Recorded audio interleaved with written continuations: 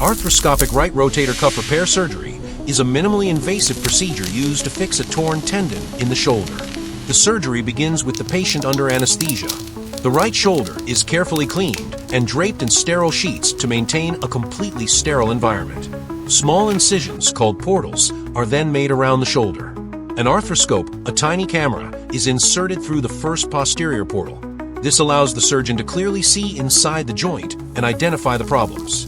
In this case, a full-thickness tear of the supraspinatus tendon is found, along with a type 2 slap lesion affecting the biceps anchor.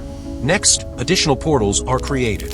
The long head of the biceps tendon is released through a tenotomy. The surgeon then enters the subacromial space, removes the inflamed bursa, and shaves down the bony spur on the acromion to reduce impingement.